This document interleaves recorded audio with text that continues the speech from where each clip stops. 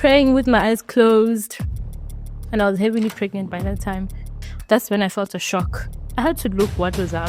When I looked, that's when I saw blood everywhere. My finger was falling off, like my skin was cut open. I saw holes here. When we started screaming, because my fiance at that time was like, no, my woman is shot, guys, look at what's going on. And that's when they're like, okay, just sit down. They didn't even bother to call the ambulance. Hey, we did everything ourselves. They were just so concerned on the anointing oil and praying for me. Like, they just prayed for me. And yeah, seriously, they thought maybe it's something little, but it was serious. How you feeling, man? I'm feeling good, feeling great, feeling alive.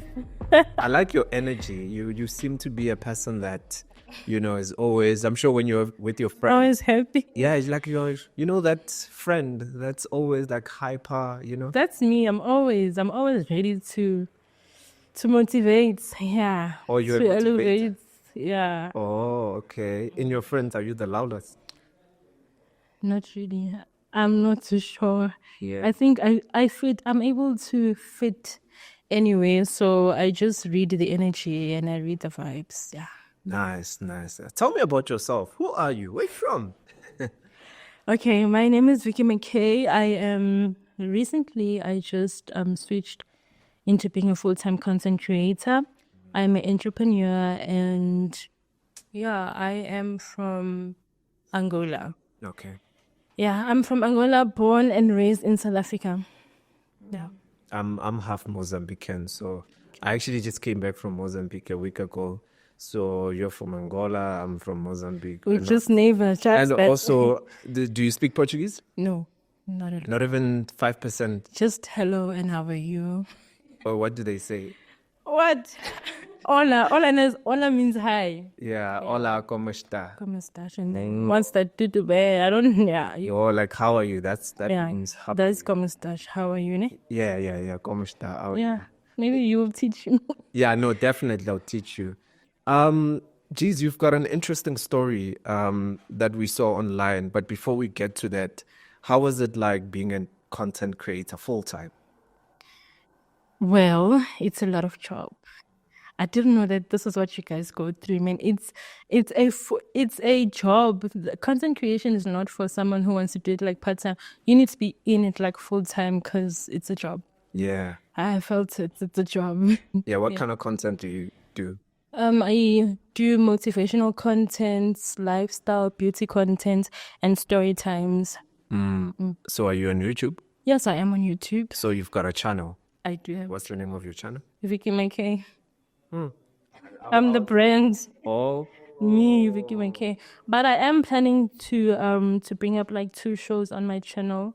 One for the youth. I'm just trying to gather up some youth that are also trying to get themselves recognized, and then I have this little, show for them. yeah.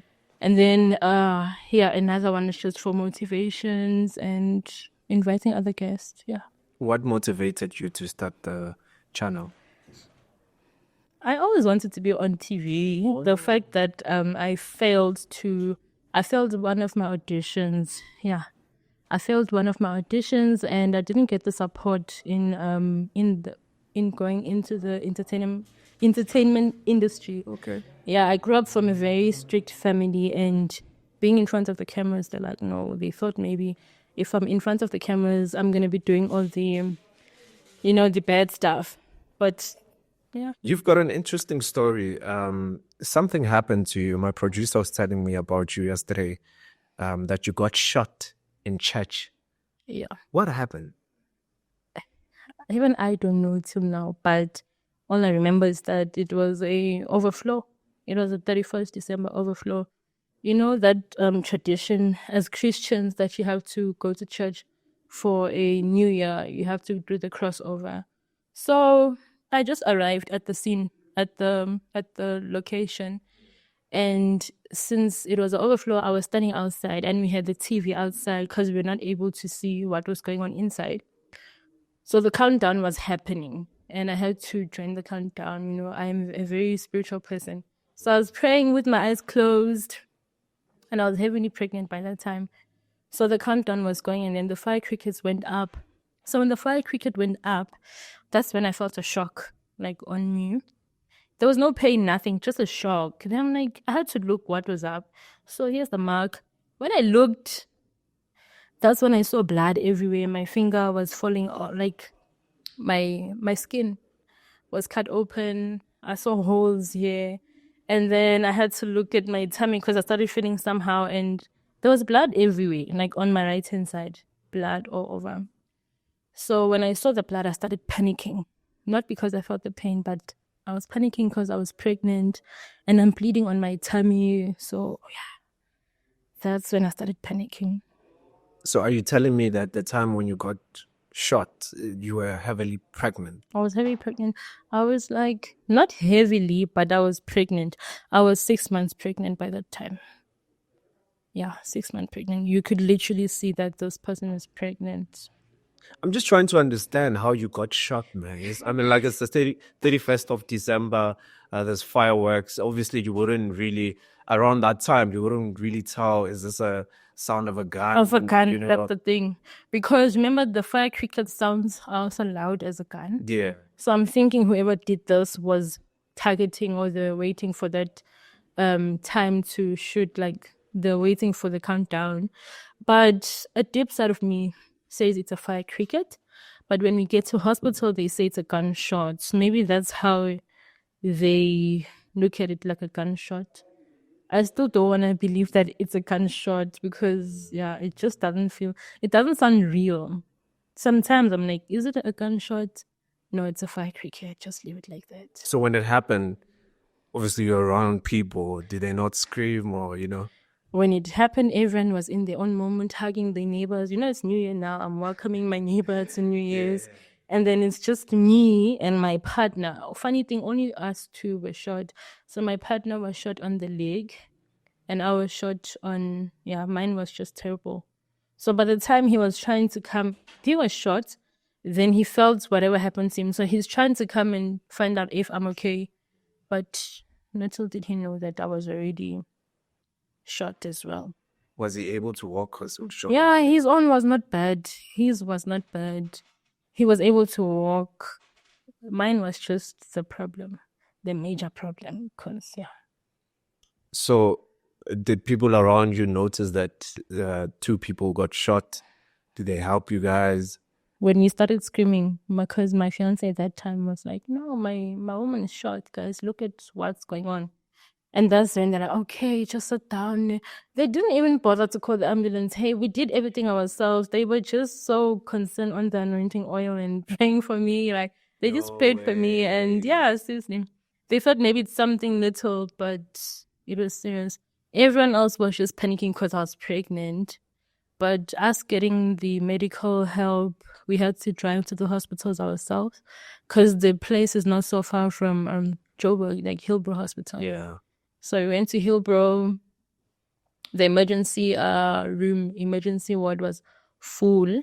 Yeah. And I didn't get much help. They only managed to to scan and see what's going on. So when they did that, they said, this one needs serious attention. It's too deep. She's pregnant again. Can you guys just go back to the hospital that you came from? The hospital that she goes for her monthly checkup. Can you just go back there? So we're looking at the time. It's far. It's very far. Like, it's a 1 hour drive. And we need serious help. So we then went to Johannesburg Hospital thinking it's going to be better. It even got worse because the more I am waiting, the more pain I am feeling, and whatever substance is just penetrating, the damages are getting worse. So I just managed to get my fingers stitched at Johannesburg Hospital. Then we moved again, and everywhere was just too far. And I had to sleep at my mom's house in Joburg with that substance in me. Yeah, that's what I remember. I'm quite shocked because I'm thinking that the people at the church that were going to help you maybe call the ambulance or maybe take, the pastor's car, but they used to talk about that. Like, everyone was so into this service. Yeah, like, no one was even minding us. It was just a few people that were outside that were minding us. And the service carried on while we had to find our own way out.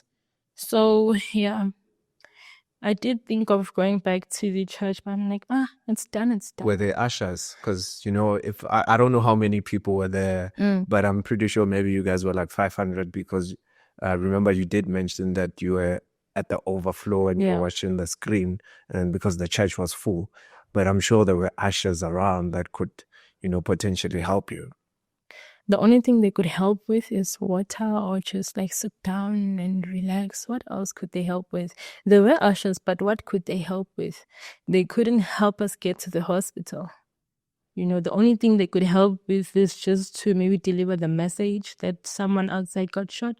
And yeah, they only offered me a chair, like, yeah, sit down, relax. I think no one took it serious now because they didn't see the bleeding, because the bleeding was inside. I was wearing a jacket, so the bleeding was inside. I think they just took it like she's hurt. No one took it serious. No one did. How did you feel, man? Because you're in church. I mean, church is most of the time when people go to church, they're supposed to feel safe, you know, regardless of you feeling safe spiritually and stuff. But you're supposed to. That's where you could actually imagine if maybe you're on the edge of giving birth, you know, and then you feeling pains, you know, you're expecting women to come through and, you know, to help you. Yeah. You know, how did you feel, though? I felt very disappointed because I was one of the person that would make sure I come on Sunday. Even on Sundays, they wouldn't do the follow up like who's who. I feel like they were just after what's that title position? Like if you don't have, I was just a normal member. So I feel like the focus is more on the people with the title, like ushers, the deaconess, you know, that kind of a thing. But a normal member, the attention is not there. We don't receive the attention that they give other people. So I was disappointed. And the way they carry themselves, I was expecting like special attention, you know. So I'm like, no, that's when I knew, like, really when someone says, in this world you're alone, you're alone. How long have you been going to the church? It has been for 2 years. I have been going there for 2 years.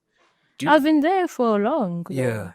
Yeah. You speak about churches, you know, going for people that have titles and stuff like that.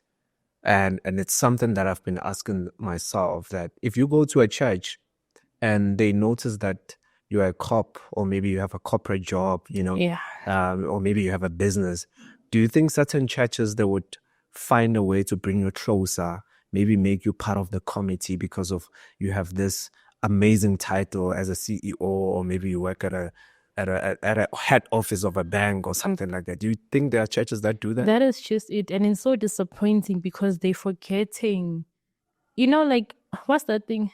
Back then, it wasn't like that. Back then, it's just to preach the gospel, to bring people close to God. But nowadays, what we see in these churches is very disappointing because if you're not up there, if you don't have a title, if you don't have, then you're like that person, just a member. It's not all churches, but let's say 88%. Yeah, that's what's going on. 88%. Yeah, that's what's going on. And remember, and most people just look at you from appearance. Yeah. I have seen that.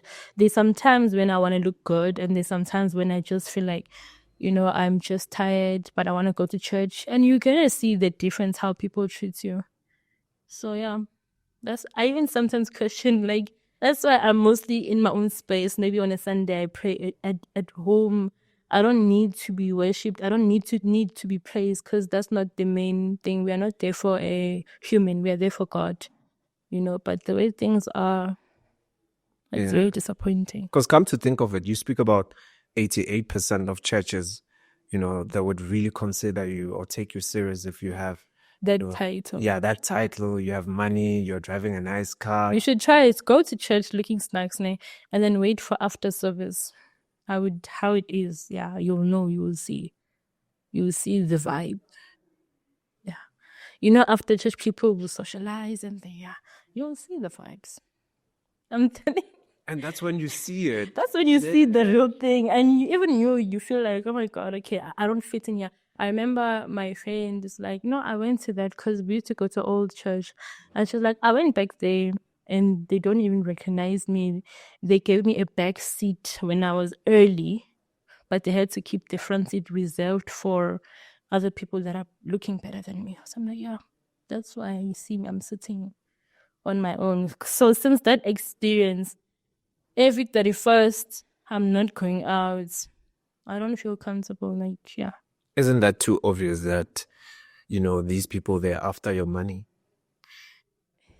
Well, it's not. Now they have made it seem like they make it like that.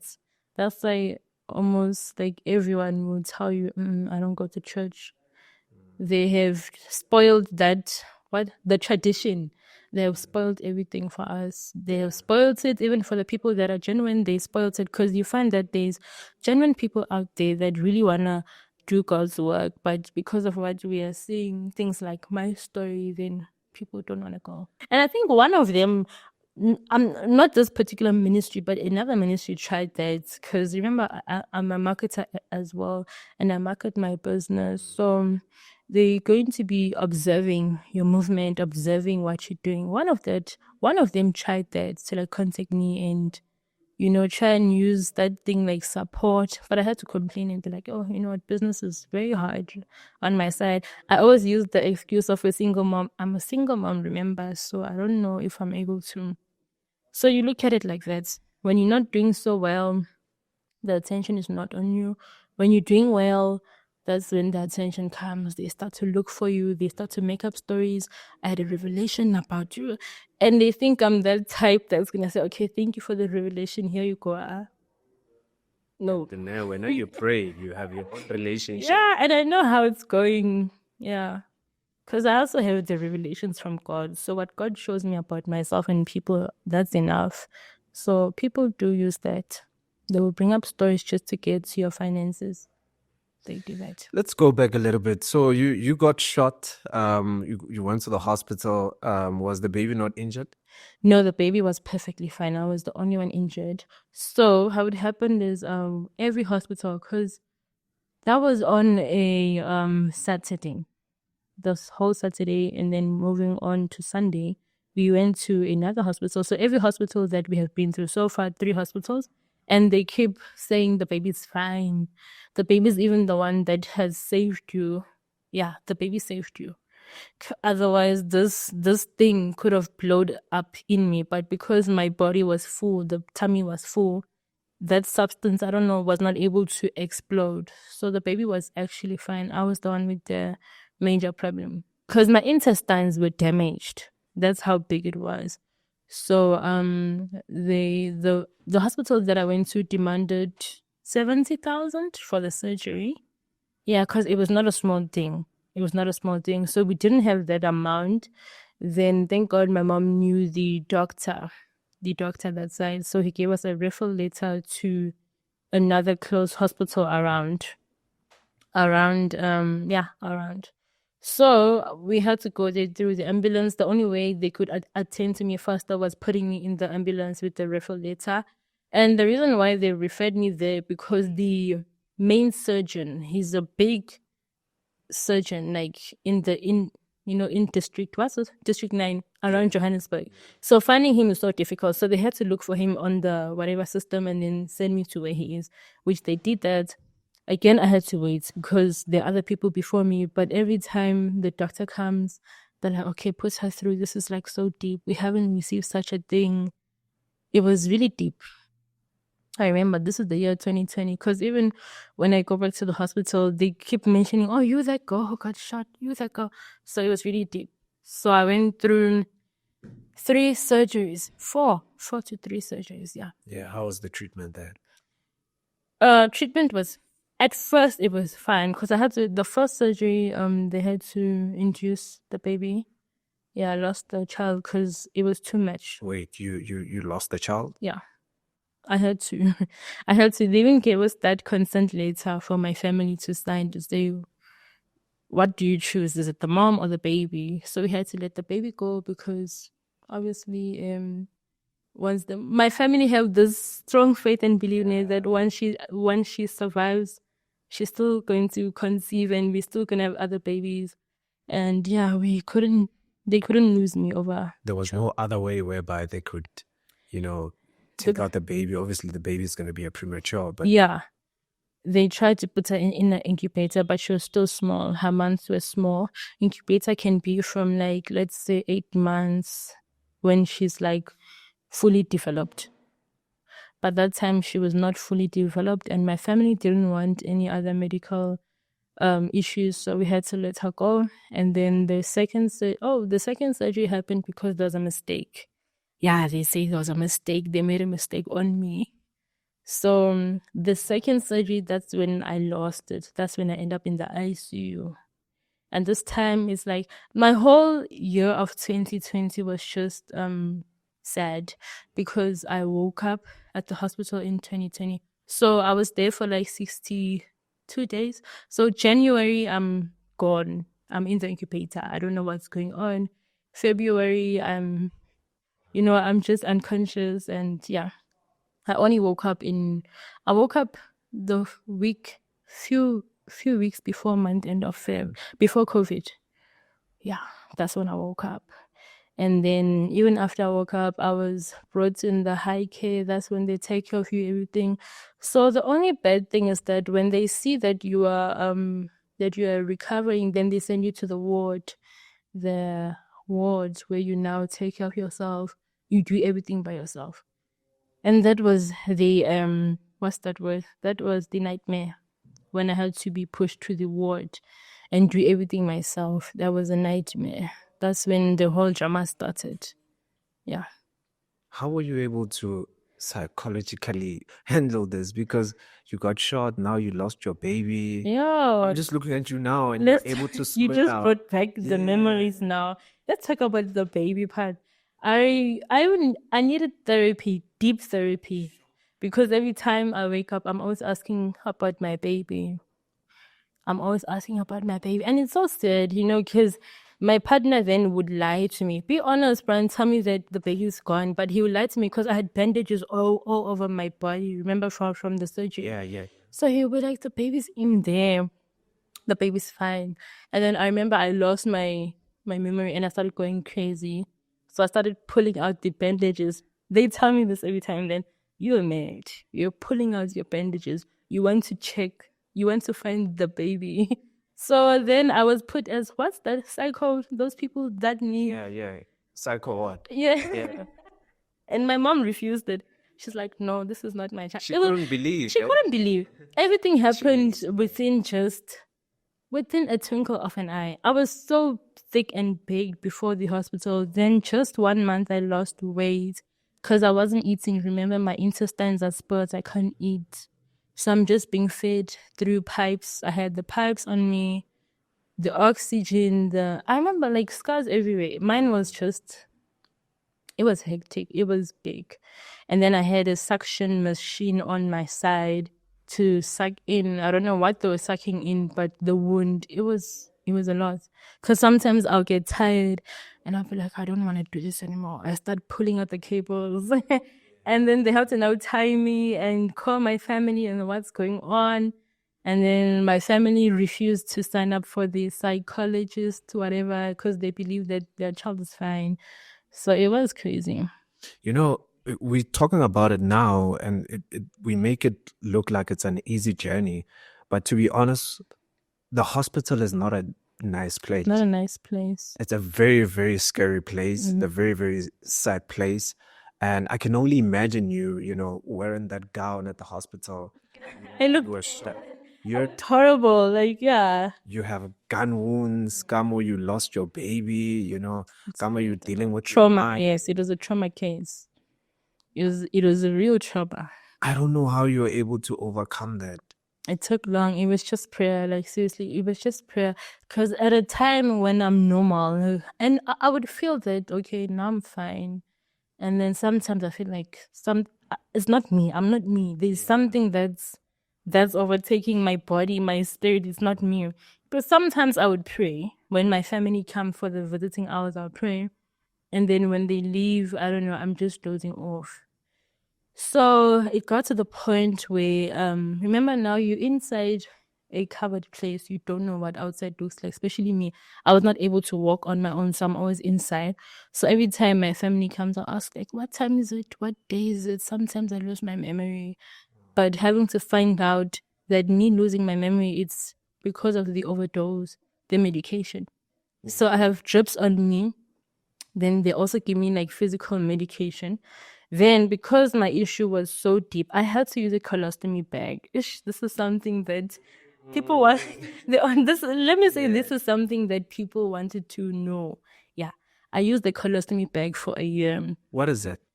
So it's a bag that you poop. Okay. Yeah, you don't poop through. You don't do your number two normal anymore because remember my intestines are spoiled. So they had to Because put of me surgery. the Right? surgery. Okay. So they're waiting for that intestine to grow back. The nice thing is that intestines are able to grow back. So it takes 6 months for intestine to grow back, a new intestine. So I use the colostomy bag, which you put on your body. People have it like a permanent. Mostly people that are suffering with cancer, it's permanent, but mine was only 6 months. So I had to poop through the bag. So anything that I insert through my mouth comes out of the bag. So sometimes it gets full and I cannot do it myself. That is the sister's job, the nurse's job. But because the issue was like disgusting, it was so much. I remember they even placed me in the corner bed and they don't give me that attention. Unless if it's visiting hours, then they calculate, then they're like, okay, her family is coming, let's bath her, let's clean her and keep her clean. Then there was a time that a nurse, she even threatened me. She's like, you're making noise. Do you want to cry again? And when she said, do you want to cry again? I'm like, no. Then when my family left again, I was asking for help. Then they come and poke me with sleeping injection because they don't want to do much job. They know that when she's asleep, we are able to do whatever we want in the hospital. So those sleeping injections would make me lose my memory. Thank God my mom is a nurse. She has some experiences on that. So she saw that every time I come, my child is always weak. And this is not how we left her. Because my mom had to do their job now. Visiting hours, my mom would bath me and clean me to the point that they even started shouting at her, why does she do that? It's not her job. But why are you guys not doing your job? Do you understand? So I lost my memory.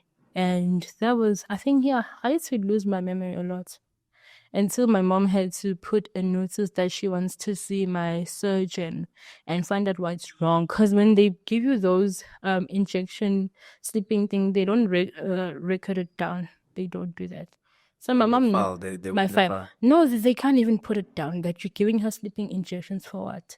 Those are for patients that sleeping injection is like if you want to go through theater, then they give it to you to doze off. So they need to specify on your file that we're giving this person this medication. This medication because of this and this happening to her. But they wouldn't write that They down. wouldn't write that to me. So every time I'm losing myself, maybe I'll wake up the next morning, then I feel heavy until my mom, until I noticed it myself that there was a nurse that came and poked me with this injection. Even sometimes I'll lose my memory when my parents come.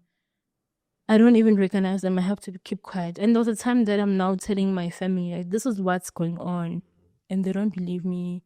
They always think maybe I'm lying, I'm this. So that's the other thing about people that are in hospital or people that are under medication. We need to take them serious. Because people think that they are mad. It's not mad. We're speaking the truth. Because that's how I was speaking. I was speaking like a psycho, but it was true that this is what's going on. This is what I see at night, Yeah.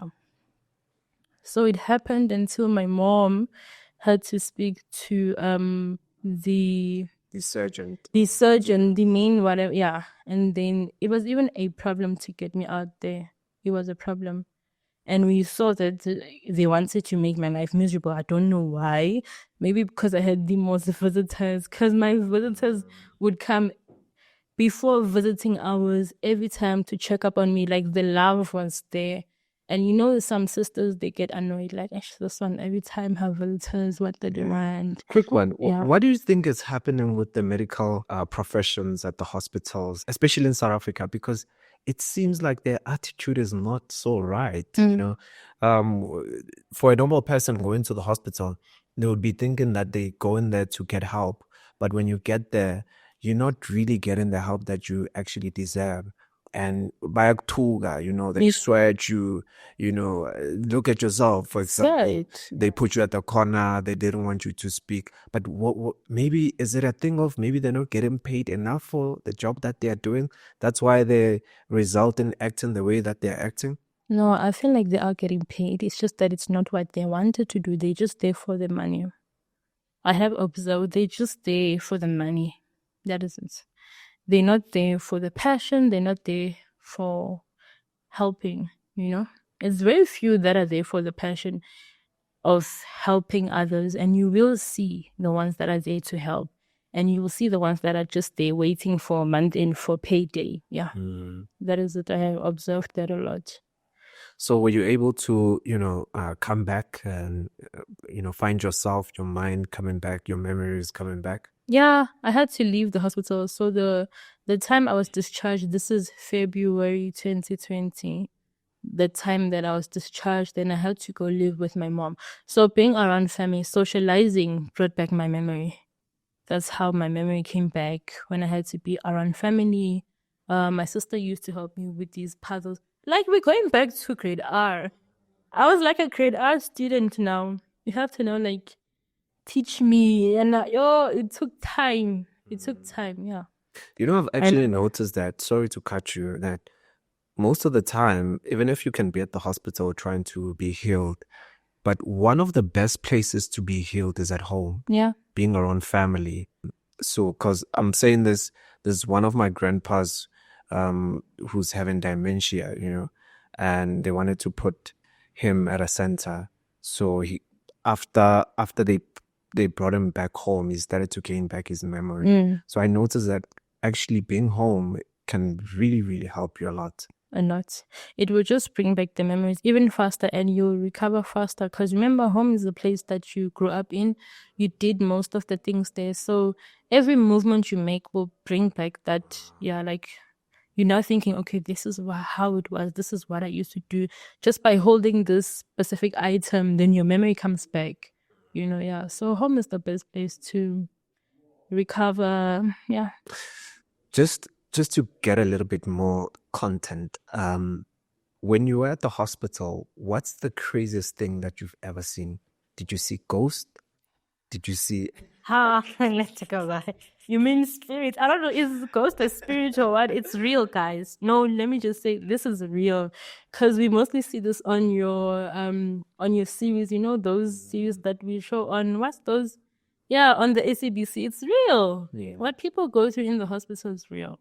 You see them, even like physically, you see them, and when you see them, you're not yourself. It's like another spirit has also like overtaken you. I used to feel that way, and I would feel like a relief when I'm back to norm. And then sometimes I feel like something has overtaken me. Yeah, there are a lot. Even the patients. Remember, there are patients that are not really sick. They're there to win souls. Everyone is working, guys. They have their purpose. There are those that are winning souls at night. There are those that are there to do a lot, to sacrifice. It was a lot.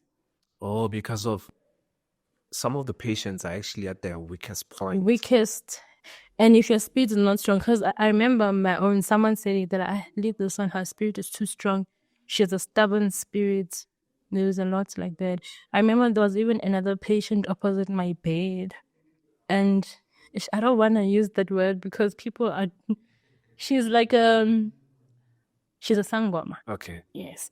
Because people have different, hence I'm saying there are those who have their own reasons and purpose. There are those, So she would always take a pen and with the right hand, she'll call me and she'll hold the pen and she'll say, look at this pen. And I don't know what she would do. Then I doze off.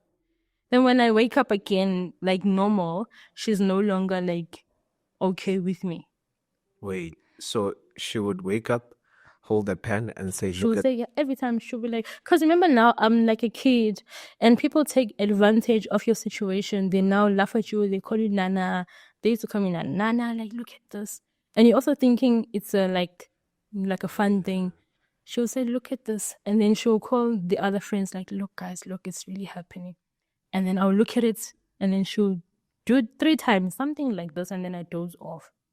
Then when I wake, then when I wake up, I would feel like it's a dream, but it's not a dream. It's real. Like she's literally sleeping on my bed. Like everything happening is reality, but to me, it will feel like a dream.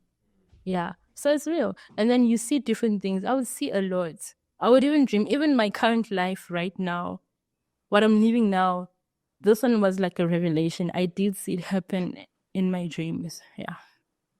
The same thing. The same thing. I did, like being a single mom, my partner. I did see all these things in the dream. Yeah. The different sisters, I would even know their name in the dream. And when I wake up now, it's like a game, like now you know everything, like a deja vu, like, I have lived this life. She's gonna touch that. I saw that, like now, So the moment I stayed there late, I got used to it, and I felt like I'm never getting out of here. I felt like now it's my home. Now I have to get used to everything, So I would always like be quiet. Yeah. Now I know I have mastered the whole movement. I know, okay, around 6, this sister's gonna come and poke me. Let me act dead. Now I'm acting like I'm sleeping, like because I don't want her to poke me. If they see that I'm awake, they'll poke me. So now I have to pretend like I'm sleeping. After everything that has happened, how are you feeling? Have you healed?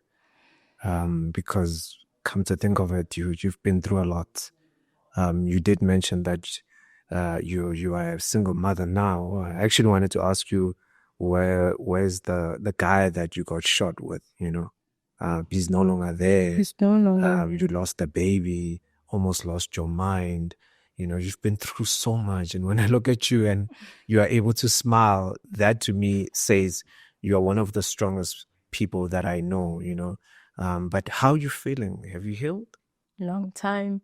I healed a very long time. I healed on the same year, because that was just the beginning of 2020. So let's say I healed. Going to the end of 2020. I was totally healed. And the thing is, you have to accept the situation that you're in, and you have to forgive. So I healed a long time ago. And for me to be where I am, for me to smile, that means I have forgiven. And it's just that it's disappointing to say the person that you were expecting to be there with you at your worst is not there. Now we're looking at family. Now family have to come in the picture on something that they don't even know how it started.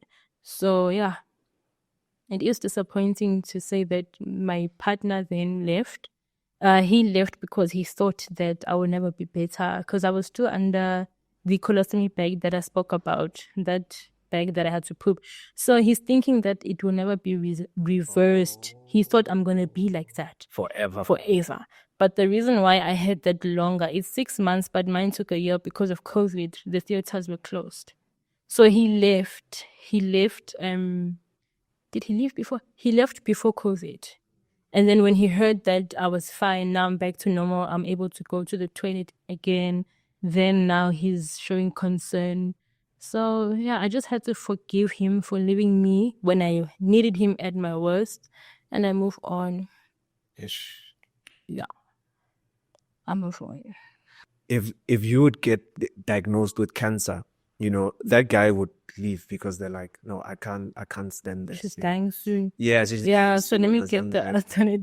You know what I mean? So I feel like, yes, we say that we love people, but the love is conditional love, Yeah. And I really think that we need to go back and understand what love is, because that's not love. Now when you're fine, somebody wants to come back. Yeah, that's the thing. So the only way for you to know true love is when you're at your worst, when you cannot do anything for yourself. Remember, you are now two in the picture. The other one says, some people say you're my missing rib. Let's see about that. When I'm at my worst, are you able to be that missing rib? That's the thing. So it's really sad, because I feel like people now don't understand the term love. Yeah. I feel like now it's all about the physicals, the materialistic things that people get out of relationships. Yeah. That is just it. It's not the physical. Because the physical is like now what we're talking about. If I have to lose my legs, will you be there for me? Sure. Or you're gonna run to someone else because now I'm crippled. But this is not how you met me. You met me, like, are you able to stand there with me till the end? It's really hard to find true love, actually. It's very It's difficult. hard. It's difficult. Yeah. But thank you so much, Sis Vicky. Yeah. I really appreciate you for making time to come and share a story with us. Thank you. Appreciate it. I hope you enjoy your drink. Yes, I am enjoying it. Thank you so much. Yeah, thanks. And cheers.